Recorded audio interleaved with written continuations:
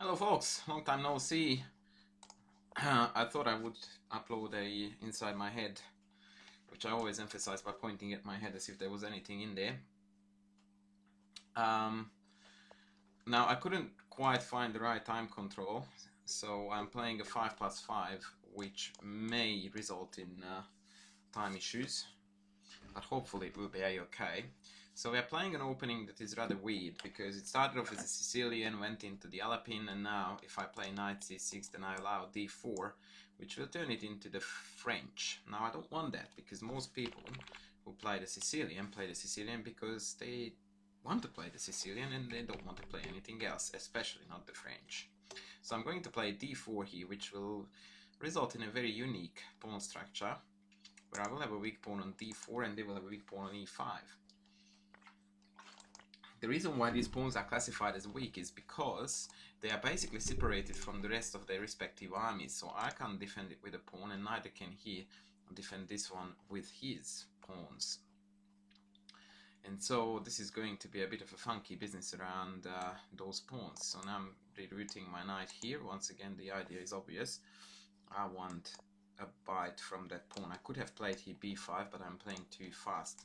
Remember this trick, guys. b5, and if bishop takes, queen a5 check wins the bishop, so it has to drop back, which allows me to develop my bishop. And now after castles, I can't do this, so I have to waste the tempo on playing a6 in order to play that plan. So I'm already falling short here with playing decent chess. So once again, after d3, he should have castled. Actually, b5 was the way to go. Okay, a3. He wants to obviously make sure that his bishop is safe on that diagonal, and I want to play b5, bishop b2, 7 to put that bishop on the diagonal where it belongs. And all my pieces are making sense more or less. And one good thing about my position is that the stock standard 92, 94 plan is not viable for the time being, because the e5 pawn would be hanging. So now my plan is castles, b5 and bishop b7, probably in this particular order, and go from there. Queen c7 is a likely move to come to put even more pressure here, and then I will have to start to cook up some plans. So that is it for the time being. By the way, if you haven't seen it yet, I very highly recommend you to check out the most recent Aranyam versus Carlsen game from the whatever Eilbox competition.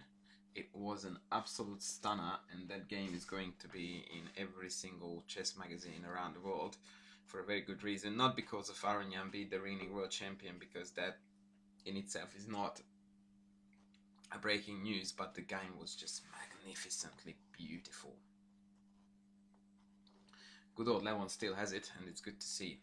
Alright, so he is stuck.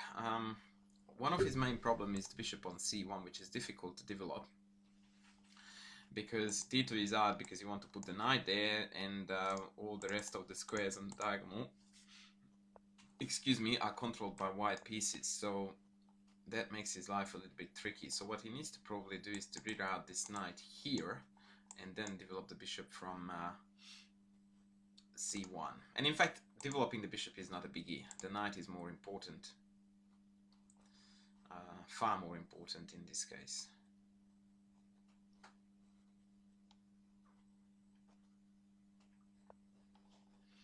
Okay, b5,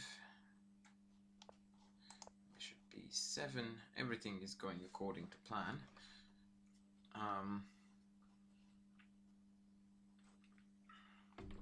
Knight f1 is the obvious move for by knight g3. Occasionally he can come into h5 and think about some kingside initiative, but yeah, okay, I didn't really consider this to be a good idea, because as much as it puts pressure here, the knight is not really looking spectacular on b3. It blocks the bishop in, so the whole position is very badly jammed in.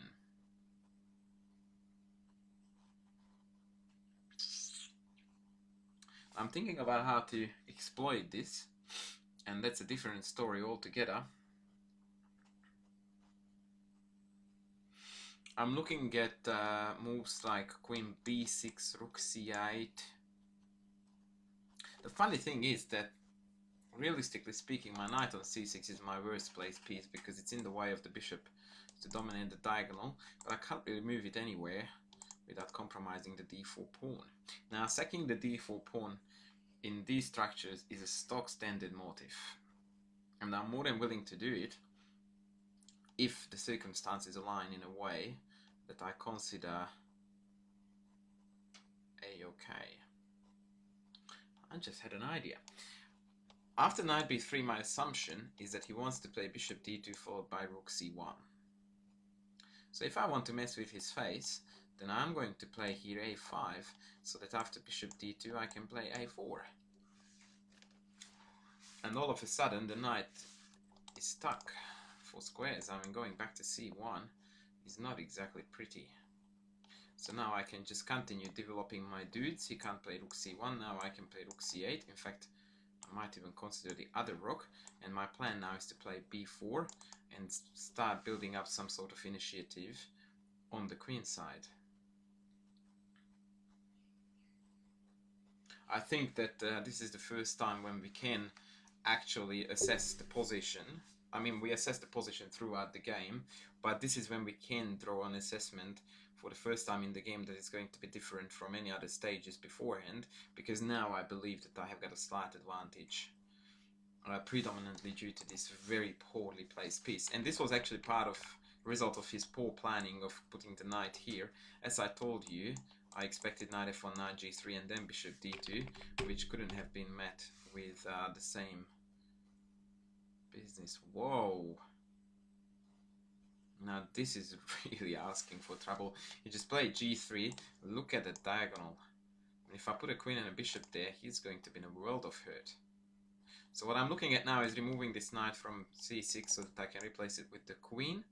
And my best idea to do that is to open up the queen side. So if takes, knight takes, and all of a sudden I'm ready to hop in.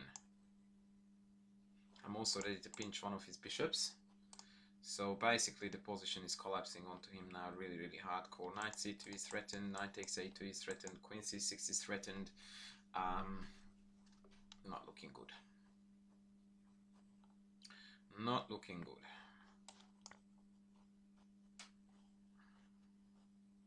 And please note that the knight is still a very sad observer of the events of the game.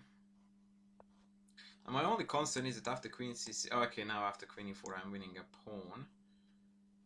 But the thing is, and this is actually a very good lesson for all involved, I have got this floating threat, but I can just build on it, because he can't stop me from occupying that diagonal, and I can just keep on building my position up without risking anything whatsoever, and he can't really add value to his position. This knight can't move, this knight can't really move, because then I will renew the threat. His pieces are just ridiculously passive observers of what's happening, whereas I can comfortably build it up before I decide to strike. I could have already won a pawn here with queen c6, queen e4, queen takes, pawn takes, bishop takes, knight d4, and knight takes e5. But once again, I saw no need for that, because, like, if you look at it now, he wants to jump in here, but that will allow me to take this for free.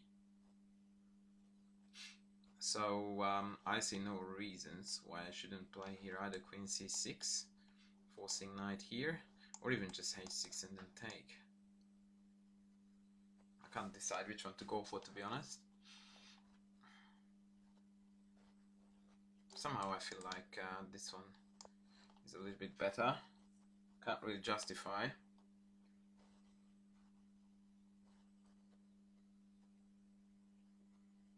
Actually, I chose the wrong one. I should have played queen c6, because after knight e4, knight takes e5, I would be threatening with knight takes here. Maybe not. Okay, because then knight takes hangs the bishop.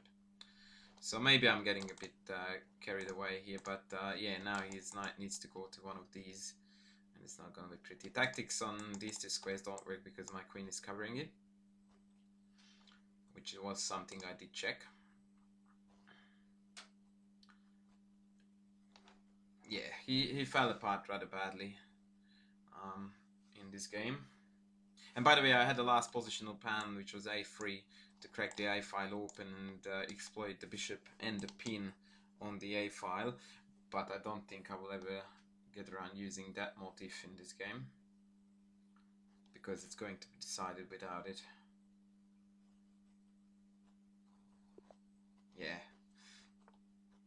What?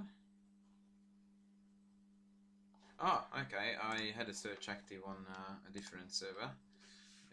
I thought he resigned. Okay, 94, 95, and now I have got queen c6, f5 as a potential plan to win too. Okay.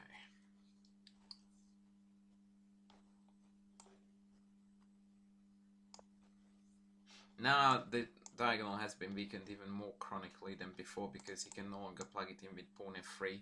So all I need to do now is queen here f5 and shake hands. And in that regard, it didn't really matter where I put that knight. Okay, he can duck out here now. That will be a temporary remedy against the various mate threats. Please note how by regrouping my knight I also managed to build up this threat. So once again he's expecting me to play f5, but again that would be just easy, making his game easier, and he's still struggling with finding legal moves for his pieces, whilst I am basically making progress on every single move. It is those typical positions that you hate to play as a white, but you can't quite resign, and now he eventually blundered a piece in the game. I think that was a fairly consistent game by me, and a reasonably good explanation of what was happening.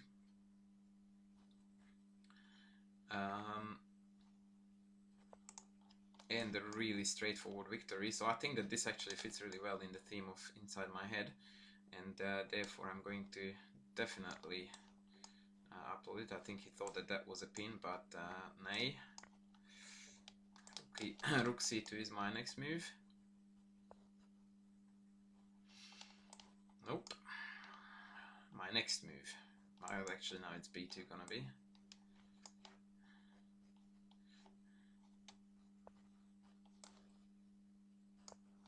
And queen next. GG.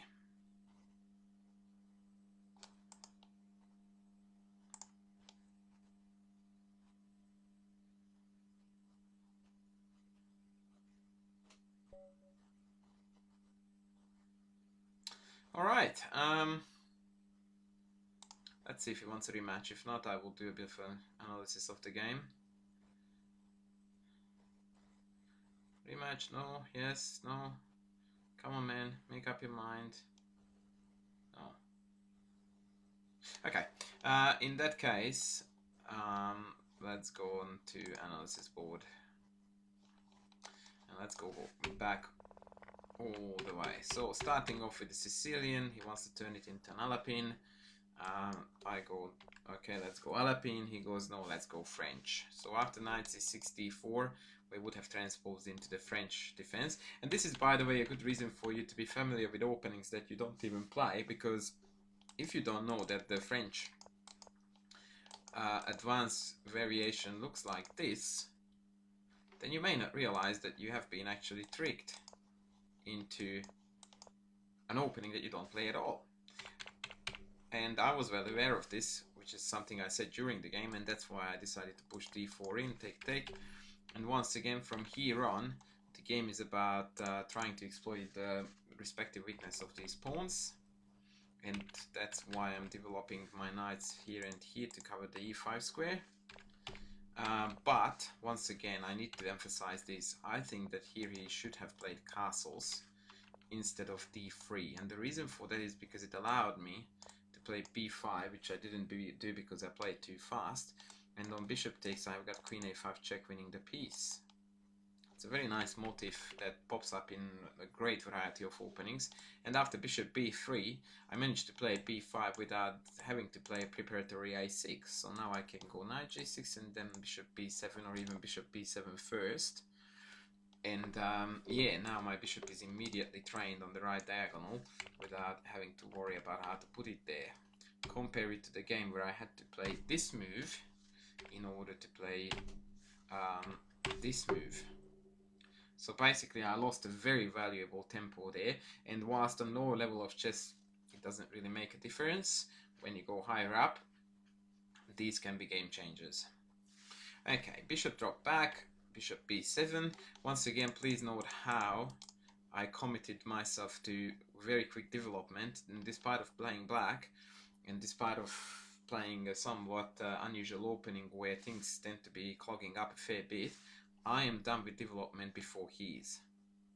Okay, so all my 4 minor pieces are out. All of them are on either good or reasonable squares, and I'm castled. His bishop is still at home, and it's a problem to develop it, and the knight on d2 still definitely needs to go somewhere, as its current location is not satisfactory. Now in this position he made a positional error by playing knight b3. In my opinion, knight f1, rook c8 maybe, knight g3, and maybe queen somewhere, maybe b6 is the most likely, and say bishop d2 would have looked like a decent game. I'm not saying I prefer to be black here, but I definitely do not mind to be black here, which is good enough. It's a little bit harder to find a sufficient plan now, because making progress on the queen side is harder, because b4 is always met by a4, and then the c4 square becomes chronically weak. So you might be able to regroup a knight there. So maybe I would have to push this pawn first up, and then b4 to secure a weakness on b2 in return. That's one of the plans I would consider here. Yeah, can't really think of anything else equally productive. So definitely something on the queen side.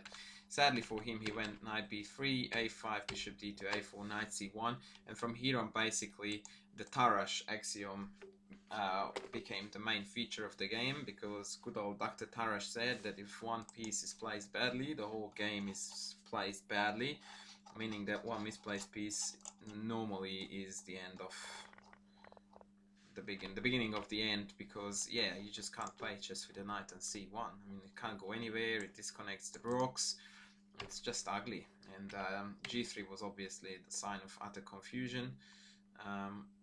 b4, ab, knight b, bishop b, bishop b. I just realized that computer analysis popped up here, and I missed rook a5 here. To be perfectly honest, I find rook fc8 totally fine. Like, this is a position where we're talking about which win to go for, so I'm not really giving myself a hard time for not playing rook a5. And yeah, from here on he went down without any chances whatsoever. So basically I would say that the decisive error in the game, well, he started off going really badly with knight b3, but it was actually g3 that threw away the game, and from here on it was a clear-cut victory.